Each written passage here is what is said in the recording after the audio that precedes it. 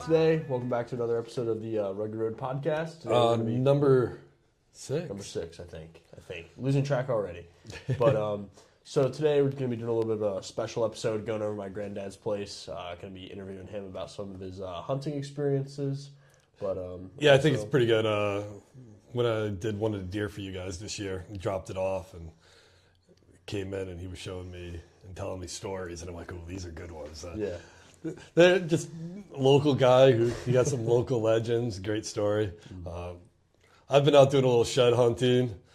First one I found this season, and I walked by this area 3 times already. And the snow melted, got out there, and obviously the squirrels got to them pretty good. And then I went out the other day, same area but lower down. I thought I was excited it was a shed, but it turned out, look, it's broken off. He must have, little guy, he must have been fighting and lost, but squirrels got to it. And not one of my finer moments, but at the beginning of the season, I went out and I had been watching this buck for about a month. And he was the best buck in the area. And I had a game plan, and then the opening morning, I had sunrise just wrong. And I got out there and I was like, I don't want to be rushing. I don't want to spook him out. I would have only gotten in like 10 minutes before light. So I'm like, let me just sit in a different spot. And I got set up. And then I look at my camera, and around 9 o'clock in the morning, he came through. So I was already kicking myself. That night I got in early. I sat the whole time. And then I noticed, I heard it rustle, and the two biggest bucks in the area were bedded 30 yards away from me in this really thick stuff. And waiting, and they were kind of just, being a little, they're not crepuscular. What's the word that they keep walking around? And finally, right before dark, and I was almost getting ready to pack it up. A couple mistakes I made. I took my video camera down already. So I was like, it's already, I guess I'm going to be done. So I pack up the video camera, and he starts to step out. And I literally had the video camera in my hand, so I'm kind of panicking now. I put it on, I pull back, I get set up. He's 23 yards away broadside. And between fiddling with the camera and stuff, I kind of lost my mind a little bit. But pulled back, and I didn't turn my bow sight on. So now I'm kind of squinting, and I'm like, all right, I'm right on the shoulder. And you got to see my arrow set up to actually. We went outside and shot a little bit to make a TikTok. I wanted to see his new bow, and these are the arrows I'm using. You can tell just by the length of them. I only have to trim a little bit. This is a VAP TKO. Its spine is a 235. Got the 50 grained outsert with 125 grain head. And, penetration's pretty decent. Yeah. So on my block, I would say you were getting about that much penetration. Yeah. And I get about that much. I was like, yeah. But it's my bow's fast. I don't pull a ton of weight, but a 31-inch draw, it really just gets that arrow hawking. And I was using a single bevel. So I felt confident. I put it on his shoulder. Boom. The Luminoc didn't light up. Those were the ones. I bought them in Ohio. Cleveland. And I know I like to talk a lot of shit about Ohio, but they didn't work. I heard the crack in the shoulder, and the deer just dropped and rolled around. And I was like, And then he got up, went running, and I heard the crash. And I was like, that was easy. So I start packing up my stuff. I'm high-fiving, and I was like, he didn't go too far. And I came down. I went over, got my arrow, had great blood on it. It was a clean pass-through. Then I started digging around. I don't have my lamp. I don't have my headlight. I don't have my flashlight. I don't have anything. I was like, So I hiked back to my truck. It's not that far, less than a mile. And I go in. All I have is my spotlight. So I come back out with my spotlight now. I get on the blood trail, and he goes into the thickest stuff imaginable. If you're not from Pennsylvania, we have a lot of thick brush in this particular area. It's just really, really thick in our woods, depending where you are. And I couldn't get through the stuff, and my spotlight died. So now I hiked back out again. I take my truck, and I'm about a 30-minute drive from my house. So now I gear up on my headlamp, and I took like 4 flashlights. I'm like, I'm not messing around. I came back. I get on the blood trail because he started bleeding instantly, and he just bounded into stuff that was so thick. And now I'm kind of getting spun around, and I started not really panicking, but I was getting all cut up, and I couldn't find blood. And then I'm like, I'm making this worse. Let me back out. I'll come back in the morning. It started pouring rain. I was like, No blood. so, and I came back with hedge clippers, and where there were, he started bleeding about 20 yards in, and it was good blood. So I could see where there was one big area of blood, and generally where the trail went. So I took the hedge clippers and tried to cut my way through all these brambles and stuff.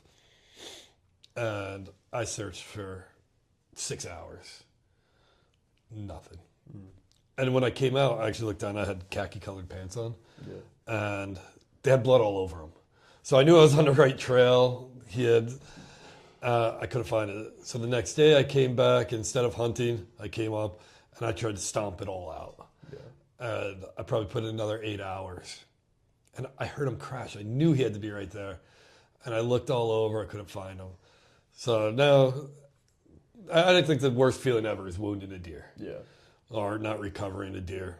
And honestly, that's one of the things with the archery. It's not like a gun. The gun, if you wound a deer, you probably messed up. There's variables in archery. So a week later, I was back up in that same tree, and the wind was blowing towards me, and I could smell rotten deer, or like carcass. So I got down, and now I'm walking. But when I'm on the ground, I couldn't get the smell. It was only up in the air. The thermal was raised. So I'm walking again. I'm like, he's got to be here. He's got to be here. Couldn't find him. So I'm like, all right, I'm probably going to find this thing with the birds. So as the foliage starts dying and everything's dying off, I came back. I looked again. Couldn't find him. And then we had our first snowfall. And I was like, knocked everything down. I'm like, let me see if I could find him. Walked all over. I couldn't find him. We had a pretty big winter here. I think we had about close to 2 feet at one point, right? Yeah. Up there where I was hunting, it was definitely, I'd say, close to 2 feet or a little over. And we had a big rain and a warm up last week. And I went out and I'm like, you know what? I'm going to check again. Everything's knocked down pretty good. I had hedge clippers with me, and I had the little shears. And I got on the trail. I'm like, I'm going to take it all the way down. And there's like a river bottom, come back. And I go where I had been searching the whole time. And the same path that I had been walking right on, back and forth, about 5 yards off that path. That's crazy. I looked over. There he is. I said, if you're in the Midwest, you're like, why'd you shoot this little deer? That's a great deer for here.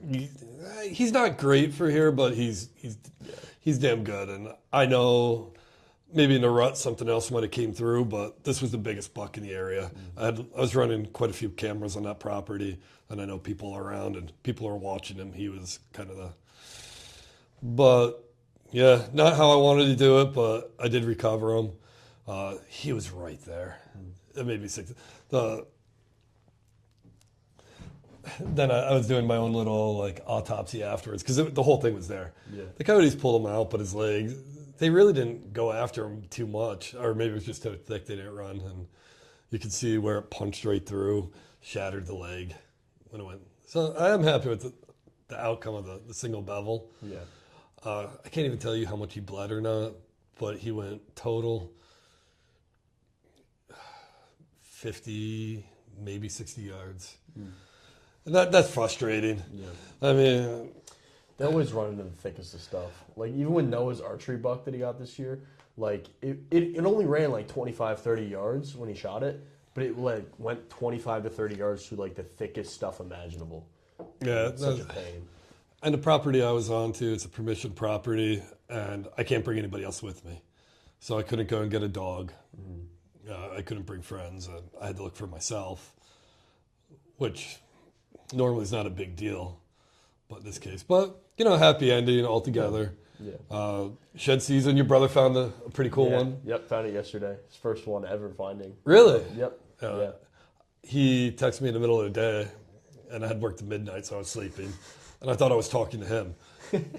It wasn't until later on that night I looked back at the message. I was like, "Oh, this is Noah." But yeah, he found a nice shed. Oh, dang! But yeah, we're gonna pack up. We're gonna head up to Newt's grandpa's house, who's also Newt. Yep. Newt the third. Newt the third. I think. It's really hard to remember your names. Yeah. Just 1, 2, 3, 4, and 5. Exactly. Yeah, pretty basic. And have some of his story time. So, all right, see you up at the house. And I had a clear shot at it, but I turned around to look at the bucket. Here's that bear with his head in the bucket. And then I heard the bigger one that was coming in let out like a wolf. And this one dropped down on the ground and started to run. I thought, oh, he winded me. I better take this one because the other one's not going to. The other one was probably chasing that one away from the bucket. Is that a female or a male? That was a male. The other one, I don't know what it was. It was twice as big as that one. All right, That's funny. All right, so we're here with Big Newt, Newton the third, also known as my granddad. He's got a wall full of trophies right here. Just gonna talk about some of his stories, some of his favorite ones. But I don't think you can really put a label on which one's your favorite, though. But Oh. I think the dog farted. really, but Well, there's none of them that are that big, really. they're all pretty sizable. But you said that one's your favorite, so I guess we'll talk about the one up behind you first. So, Okay. what's the story of him? He came running into the woods and I shot him. But I don't know, a little bit more in depth. If you want to say that. I believe that's the one that we had seen the year before, and it was a 4-point with a wide rack. It looked just like this rack and I think this was the same deer. That deer was over 200 pounds field dressed. It was a big deer. That's crazy. And I never went out specifically hunting for any deer. Just deer hunting. And 90s PA deer hunting. Well, I guess that's even before the 90s, right?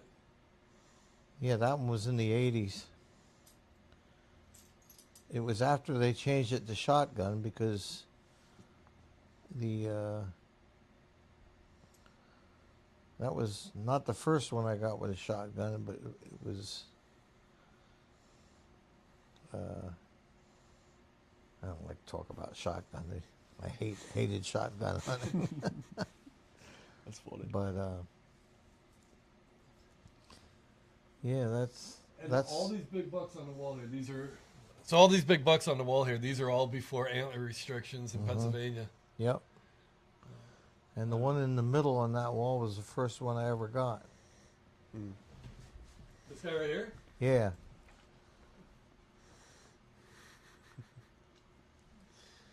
That's crazy. The story of that one is, it was down at my aunt and uncle's place, and she said somebody pulled in her driveway and backed into her pine tree.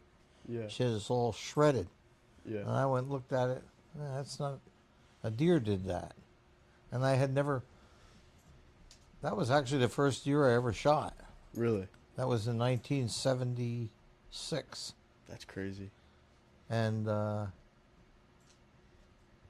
put a tree stand up in the woods and went and climbed in it, 6 feet off the ground.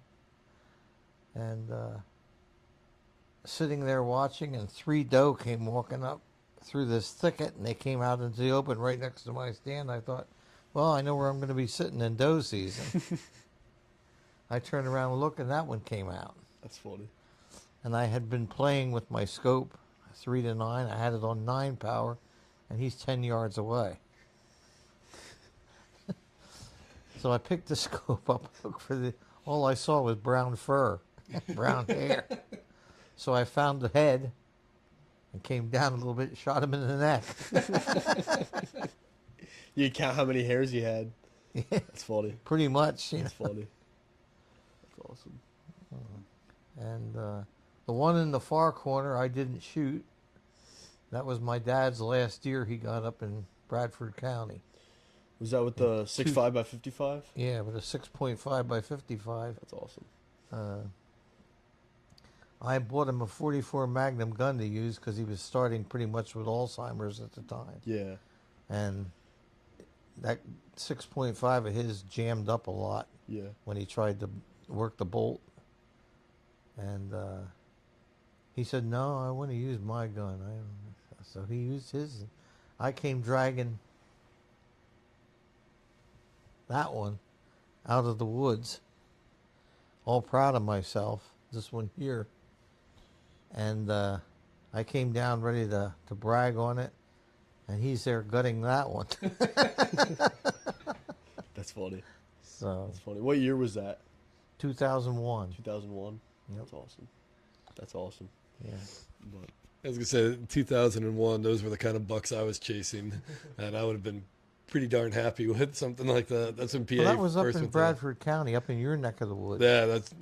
You- They get some giants up there if you. Yeah, we had 150 acres up there, and both these deer came from it, plus another one. That looks like an older buck too. The way. Yeah, they were both big deer. They were both big deer. he's got such a thick neck. His neck is Yeah. huge. But honestly, out of all of them, I'd say that one's my favorite.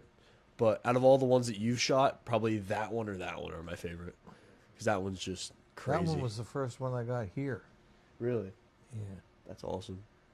His antlers almost like wrap around and touch in the middle too. Yeah, which is and this crazy. one I got first one with the crossbow. The antlers come almost together at the end. Yeah. I think the same genes were in both of those deer because they were both shot around the same area. Yeah. So It could be. How like much of a difference was it in time? Like which one did you shoot? Like this one I shot in 2002, and that was the first one I got with the crossbow. yeah, That one there. yeah, I don't remember when I first took the crossbow out. When they first made them legal. yeah. Gotcha. Right around there. Gotcha. Yeah, Yeah. that's awesome. What about that little guy? That little one. Yeah. That was one that came running into the woods. Same stand I got this big one out of, in the middle of a herd of doe. And I thought I had a clear shot at him, and I shot. And they all turned and ran back down in the woods, and I got down and looked, and there was blood. So I started tracking the blood and came walking up on that one, and he had slid, and his head was under the leaves. I thought, oh, crap, I hit one of the doe. That's funny. That's funny. So, What year was that? don't know. Don't know. Don't remember. There was one time I think I was. That was in Bucks County with rifle yet. That was with the 272s. Nice. 270 probably blew him in half near. Hmm? The 270 probably darn near blew him in half. Nah. No.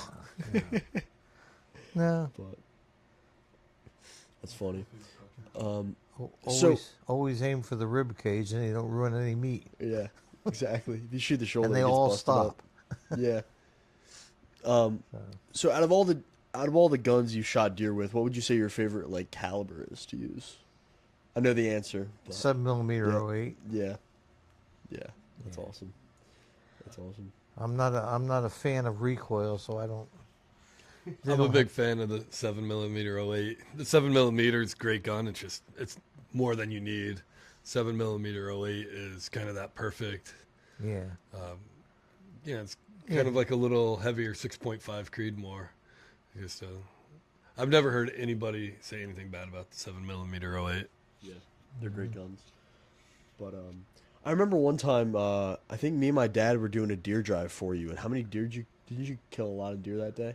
That was back when I was really young. Like I think I was like 5 or 6 years old, maybe even younger. Was that down Lower Bucks when I got 5 of them? I think so. Yeah. Yeah. Is that like a deer management? Well, it was an area in Lower Bucks County around New Hope where there's tons of deer and very little place to hunt. And I was in a tree stand, and there was about 15 deer that came running into the woods, so I shot the big doe, and all the others stood there looking at me. So I shot another one, and they ran up the hill a little bit and stopped and all looking at me again. I did that 4 times, had 4 deer. I figured that's enough. I climbed down out of the stand, had 1 shot left in the gun. I'm walking over to the first deer to start gutting it, and this big doe and a young one came up and stopped right in front of me. So I shot the 5th one. That's funny. And that was in that was before you. It Okay. couldn't have been when you were there. Yeah. Because now that I put a year to it, that was 1994. Yeah. I was born in 2007, so. Yeah. My daughter was with me when I got that, and so was your dad. Yeah. Because we took 6 deer home that day. Oh boy. Didn't That- the one that Davina shot, didn't it like run into the truck practically? Yeah, it ran time? down the hill at the same place. She said, "That was the biggest deer I ever saw." Well, it was about like that one there. And it ran down the hill and fell over about 20 yards behind the truck. What about that guy? That one came from that same spot. Really?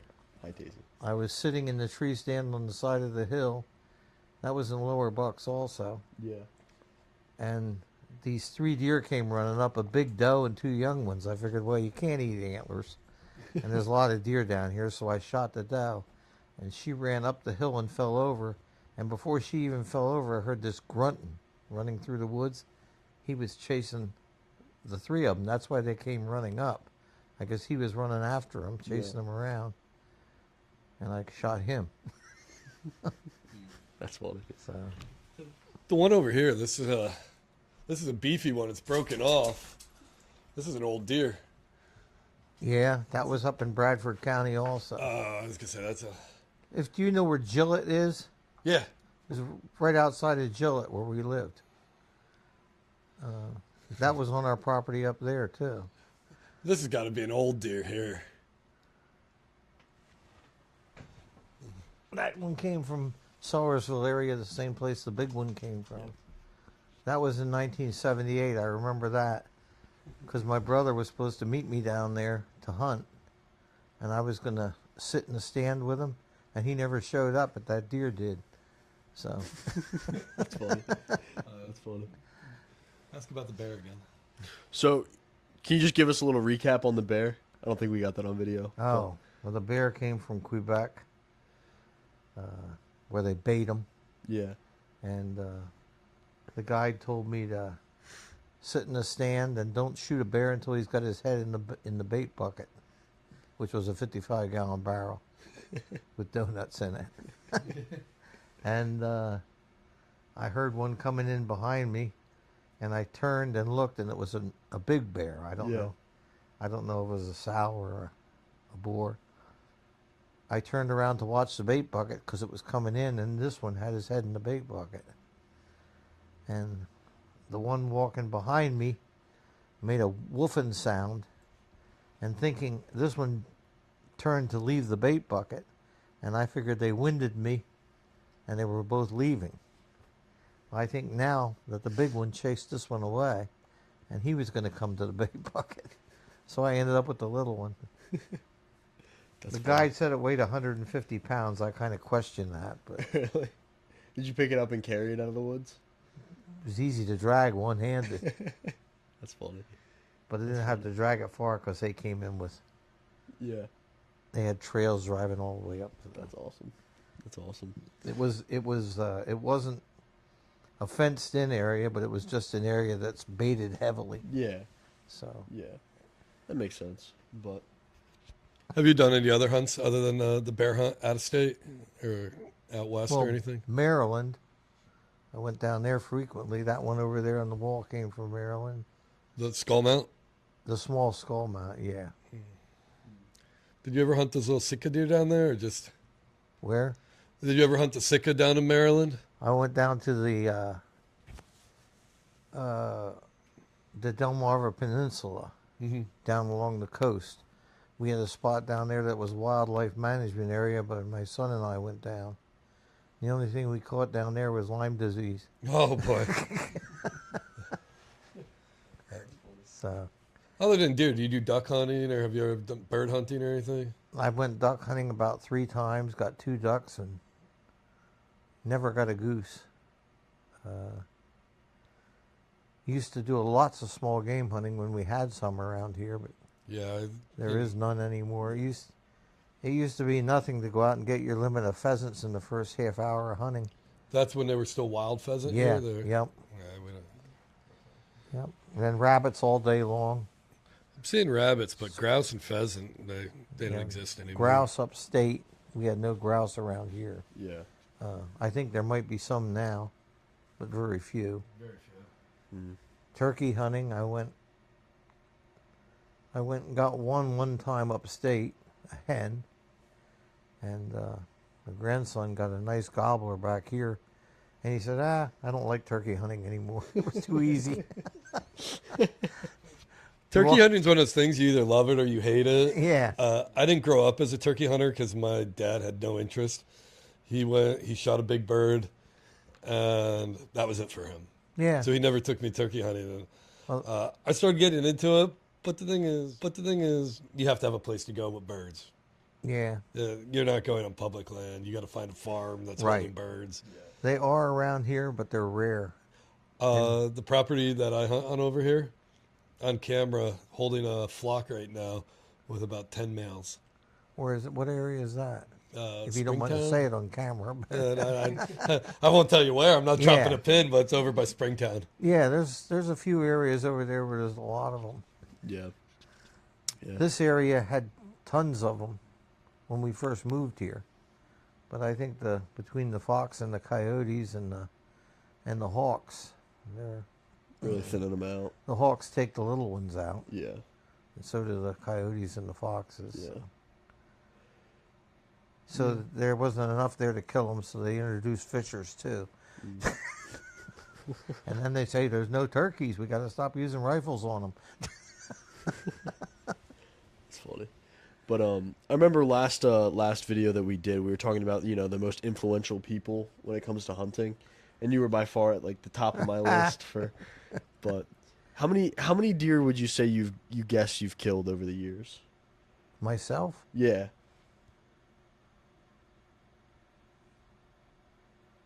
over 100. Over 100? Yeah. That's crazy. That's because they started letting you shoot multiple. I'm not old enough to have shot 100. I've been hunting for 60 years. So. Yeah.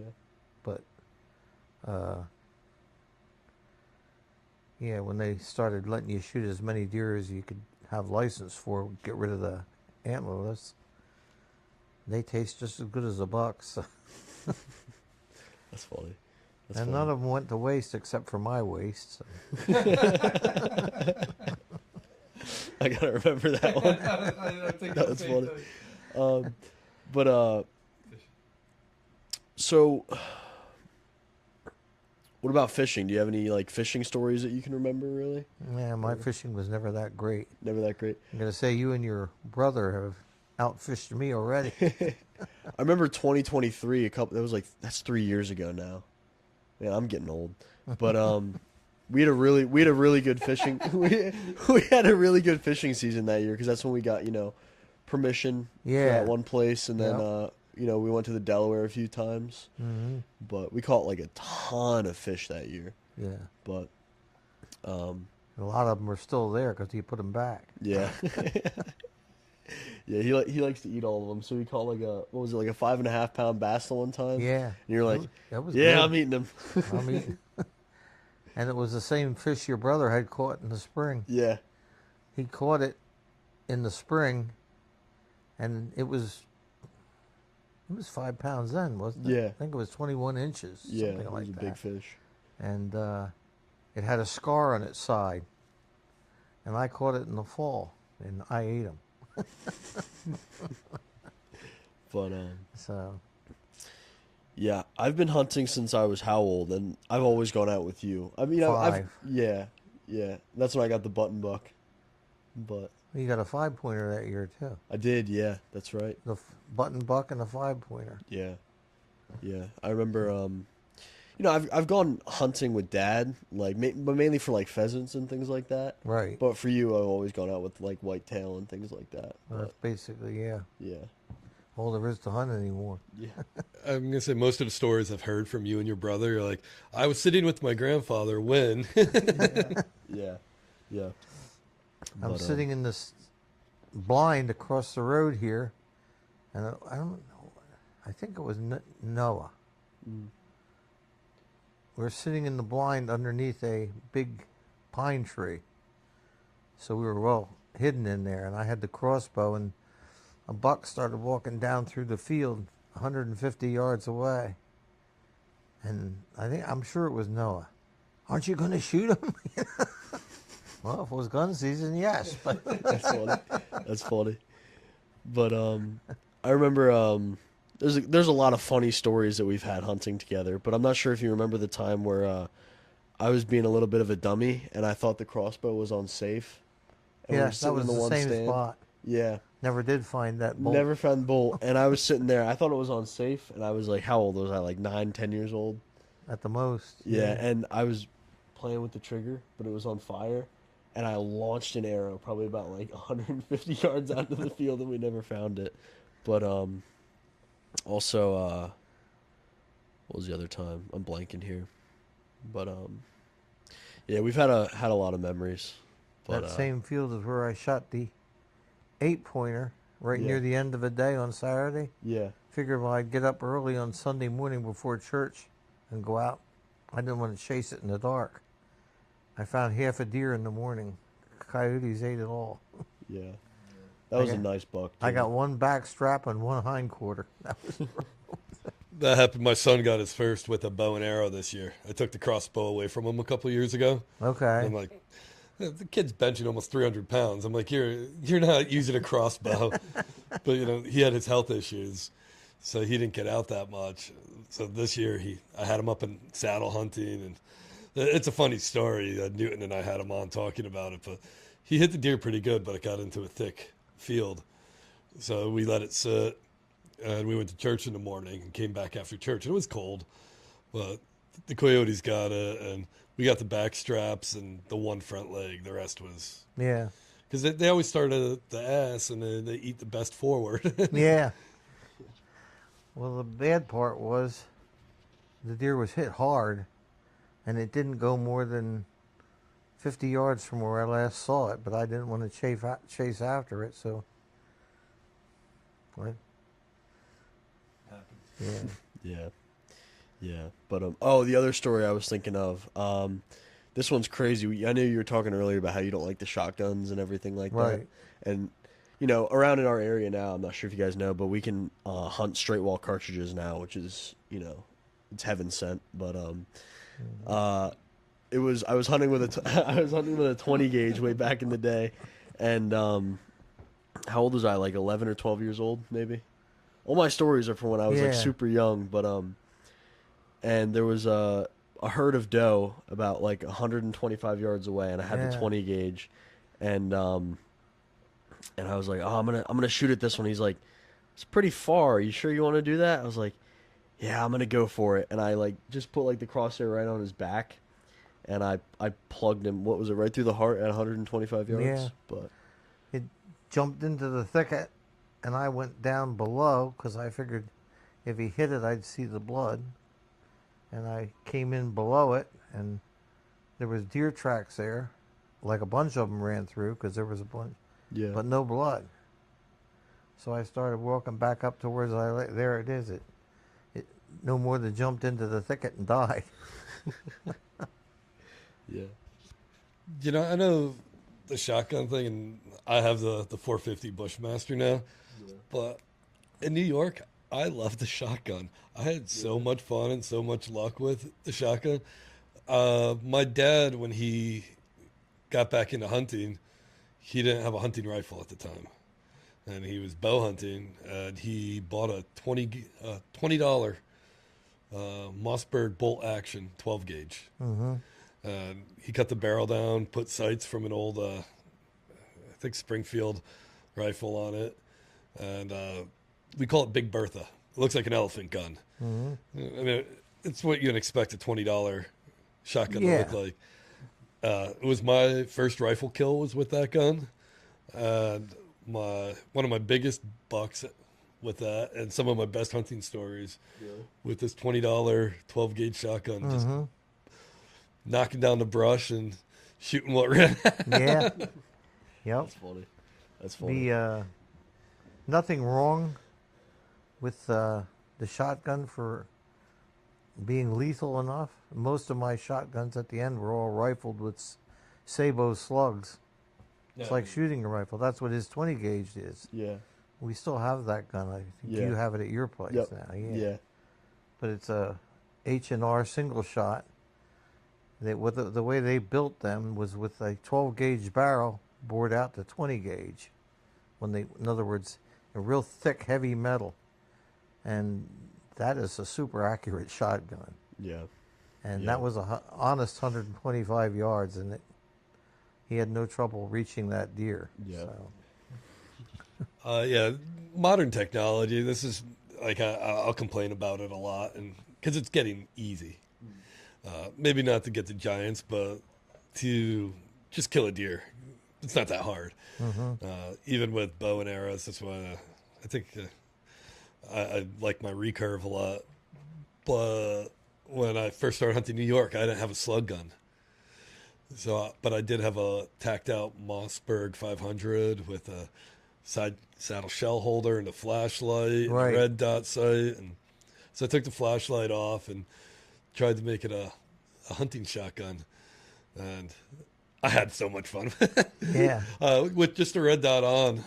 I was leaving for Portugal the next morning, and it was going to be my last night hunting. So I sat there, and one walked out on the other side of a ravine about 200 yards away. And I was like, what do I have to lose? Yeah, so I put the red dot above it, and the light was just right. And the slug is so slow moving, I could see the slug go. Really? And hit her, yeah. And oh boy, that's probably why I'm divorced now. My ex-wife hates me. They're actually, when you come to think about it, I don't think the shotguns are any safer and probably less safe than a rifle. Because a rifle, when it hits something, it tumbles. Yeah, the logic of not being able to shoot as far. Yeah, but shotguns will ricochet. Rifles generally won't. That 12 gauge slug is a lot of lead that you're throwing, and there's not much stopping it. Where, with the rifle round, even if you're using a bigger, like a 300 or a 270 or a 7mm, you hit a branch or a piece of grass, that bullet starts tumbling. Yeah. You're not getting the range where. And also, a lot of times they'll fragment when they hit something solid. Yeah. So you don't. And anymore with these Hornady ammo, it's like the VMAXs or whatever, they expand so much they just dump all their energy, and there's sometimes not even an exit. So. Yeah. But. Anything else? Any other stories you want to tell or anything, or? Got lots of them, some I can't tell. What about wisdom for the youth? Wisdom? Hunt safely, but hunt. I've enjoyed my two grandsons. Actually, the other two hunted with me briefly too before they moved to North Carolina, but the one hunts down there now. The other one plays with cars. Learned that from me too. So. This is true. But all right, I guess that's everything. All right, well, Mr. Conduct Third, thanks for having us in your house and sharing your stories. When I came up here before, you were taking me around, and I didn't have the mic, so I probably couldn't hear me. But just saying thanks for having us up. And when I came up here in the fall, you're taking me around and you're showing me these bucks. And if you're not from Pennsylvania, you might look at these bucks and be like, oh, that's a nice one. Or but when we grew up, when I grew up, this Yep, was you that were proud of a deer like that. Yep. If you look at these aren't deer people would have mounted now, but those were trophies. Yep. So to look around and see, I had never seen a buck that size until antler restrictions and. I'm not. I don't think antler restrictions has as much to do with it as lack of access to where deer.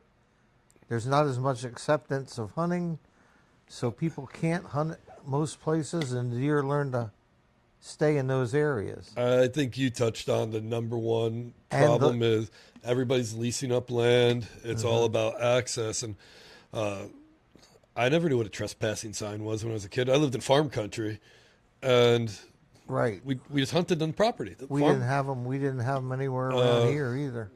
You know, and if the farmer saw you, if you had a deer, he would come out and pick up deer, load it up for you. Right. The only thing I ever had a farmer tell me was, "Don't pass up a doe to shoot a buck. You see a deer, you shoot it." Yeah. And but we, especially running trap line and stuff too.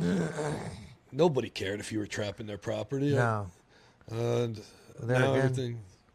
There again, there's nothing to trap again, because well, We got foxes. I mean, there's foxes, but nobody wants the hides anymore. Aren't worth anything. The money's just not where it Yeah. used to be. Beaver is probably the one where got- you get the most money. The most I ever got for a fox was $75, which was pretty good then, and a coon 40.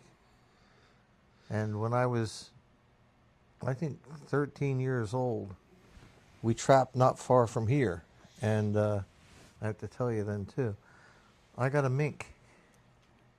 I was getting 60 cents for muskrats. I got $15 for the mink. Whoa, big That was- money. I think that was 1962. $15 was a lot of money then. Were you wet trapping or dry trapping? Wet. Wet. Yeah. And Noah and I just saw a mink in the same creek the other day That's crazy. down there below the dam. Yeah. That's awesome. Yep. You did a lot of trapping? Not so much after I got older and got married, but when I was younger, that was pocket money. Yeah, I think that's one of the things. Access and the money for the hide just doesn't come in. You don't have, trapping's a labor of love now. You don't really get the money. And we had, around this area, any ditch that held water had muskrats in it. Not anymore. But if they're in the ditch, they're easy targets for hawks, for foxes, for coons. Muskrats probably aren't very active at night. They might be, I don't know. What's your favorite thing to trap? Probably muskrats. That's what we caught the most of. Newt, have you ever run a trap line? I have not, no. No. I haven't either. Really? Yeah, they were fun, but they were a lot of work too. A And lot of work, and you have to get out and check them. Or I've already came and found traps that had obviously had something in it, but they were sprung and there was nothing there, and there were people footprints there. So that used to. have a bear trap. well, we have a lot of porcupines up at the farm, so my dad puts just around because they eat the four-wheel. They'll eat the rubber right off the tires, and For the salt. yeah, so he'll put traps around his four-wheelers and tractors and everything. And Yeah. we had a lot of snow. He couldn't get up to the check on everything, and one of his traps is gone. The whole trap pulled the spike out. Yeah. No idea. Yeah, what I was in lost it. a bunch of traps that way too. Down behind the farm, in Branch Creek there. I lost a lot of traps back there. Yeah. So. Yeah. But nobody steals the traps anymore because stuff isn't worth anything. Plus, they're probably too lazy to do that too. So. Yeah. But I'm trying to think of anything else we didn't touch on. Yeah, I think he mentioned the biggest thing that is probably hurting the industry, and I think most people agree is access to places to hunt. Yeah. everything's leased up. And I was just in Montana in the fall, and Montana has a lot of public land, but it's landlocked. You can't get to it. Mm-hmm. So they lease up the land around it, and they won't let anybody, and there's no right of act. So I Yeah. told him, I was like, oh, I'm going to get one of these drones and fly myself in. He kindly told me if he saw a drone flying in over his property, I better be bulletproof. But talking about down in Lower Bucks County, where hunting has been frowned on for years, there's been deer like this down there all the time. And that was before antler restrictions. Yeah. Like I said, all these deer basically were before antler restrictions. Yeah. The newest one up there is 2001. So Yeah, and I also feel like hunting isn't as appreciated as it was, 20 years ago or anything like that. Like anymore, people have a lot of animosity for some reason towards hunters. right. And also like, Yeah. and not mentioning names or anybody like that, but we know we've had a few tree stands go missing. Mm-hmm. And We know where they went, but know we can't who it prove was, know where they went, but we can't necessarily prove it. But it's just rather frustrating. It just makes spending time with family and enjoying the outdoors and enjoying hunting that much more of a hassle when people do things like that and Yeah. ruin it for other people. But Yeah. Speaking of missing tree stands, I'm out shed hunting the other day, and there's this guy, and he has his ladder stand, and he's good. He takes it out at the end of every year, but he has multiple security devices going up it, where like a big metal cage with a couple locks, and then on the top he's got another one, so you can't climb the ladder and you can't sit in it. I'm like, that's pretty serious for public land. But he has 5 trail cameras set up. One, he can see if you're going up his stand or messing with it. Right. And then he has 3 access points where the trails pass. And he has another one up in a tree that actually locks onto you. Right. And he can talk to you. So when you walk by, and I was recording it, I'm like laughing. I'm like, this guy's got 5 cameras. And like, look, this one even moves and tracks you. He goes, that way I can see if you're messing with my stuff. And I was like, what? And I had a shed antler, and he's like, that's a nice shed you have. And I was like, and I was joking around just before that. He must have heard me. And I'm like, because I saddle hunt. I'm like, I'm just going to climb up his thing anyway and then hang from my saddle. Just but, he's in a really good spot, but Yeah. 5 cameras is a little bit overkill for me. Well, the only ones I ever lost were land I had permission to have them on. yeah, And yeah. Like I said, not getting too particular about any names or anything, but the way it works is, so there's a property we have permission to hunt, and we've always had permission to hunt it. The guy that owns the property hunts as well, and then that property borders another property, and the guy that owns the other property isn't the biggest fan of hunting, so he goes out of his way to venture into the other property to steal tree stands. But yeah. it's a bit frustrating. Yep. I would never steal anything, but do you know what I do love to do at the end of season? Like when I'm shed hunting, a lot of these guys will leave their ladder stands up for years. And if I see it for a couple of years and it hasn't been moved down, and it's growing into the tree, by law, you could actually take them. Yeah. I just take them down and I leave them at the bottom of the tree. Yeah. And I'll put a note in a Ziploc bag, like, pick up your garbage. Yeah.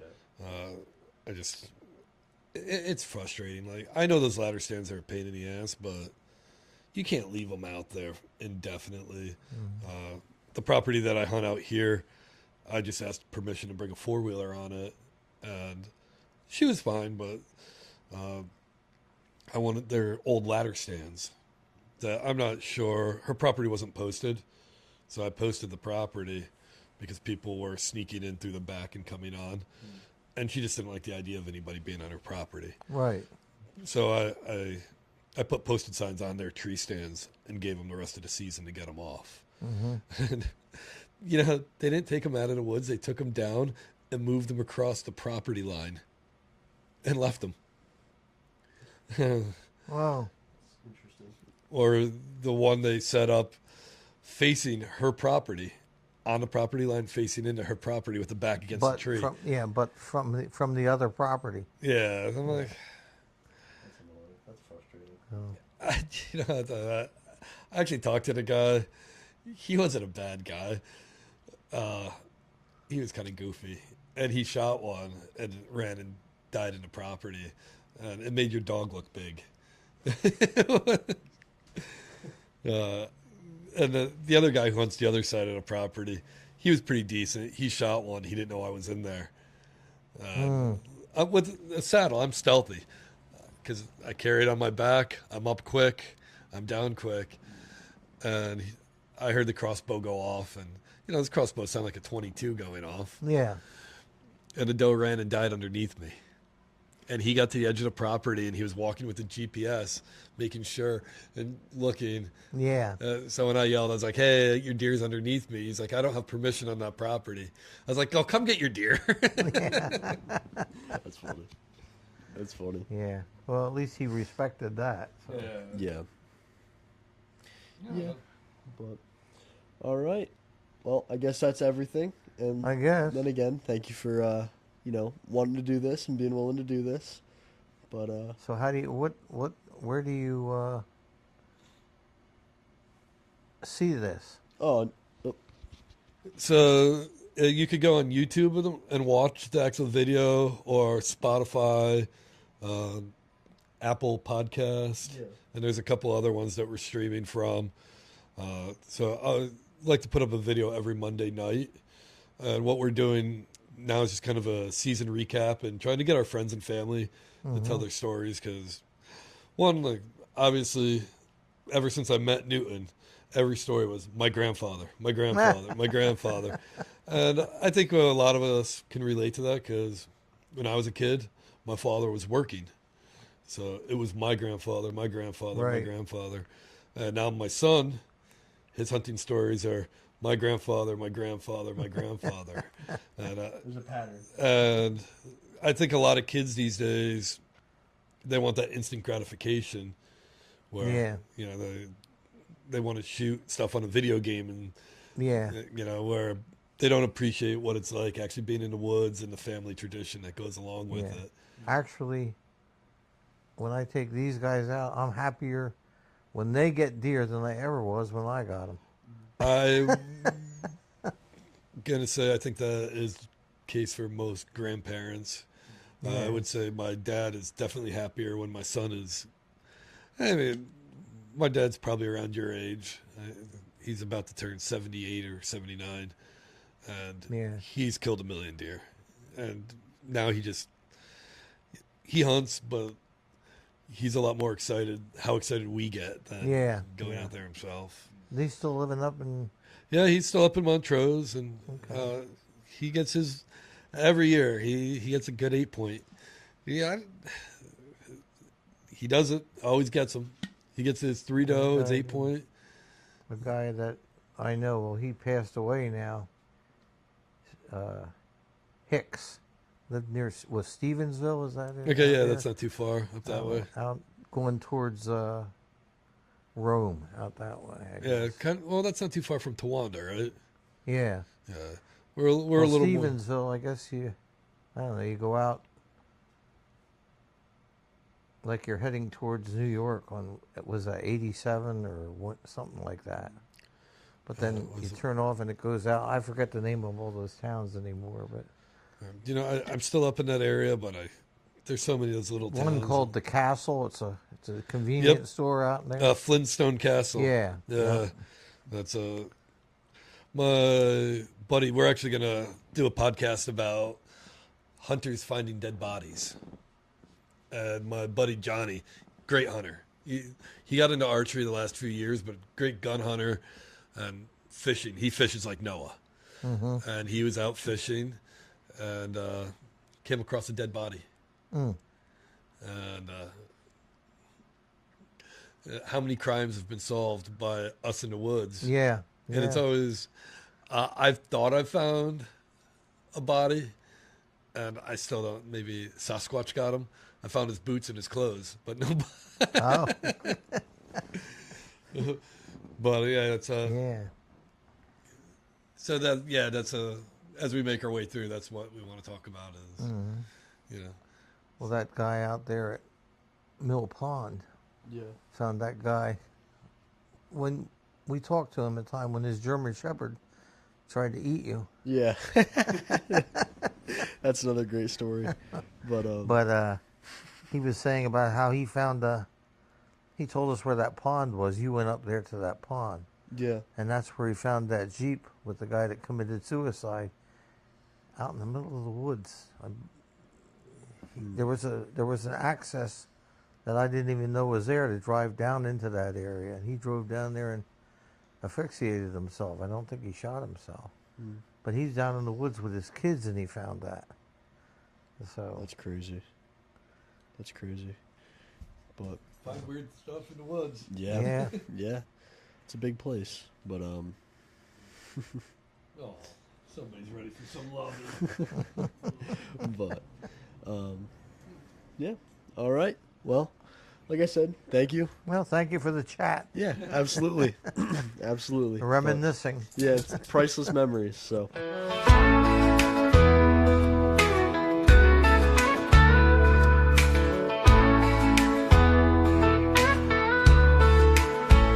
On the rugged road where the wild winds blow, through the mountains high where the rivers flow, with the sun in the sky and my family by my side, we're chasing dreams on this hunting ride. Out in the wild where the heart feels free, with the ones I love, that's where I'll always be. Through the woods so deep and the sky so wide, we're living life on the rugged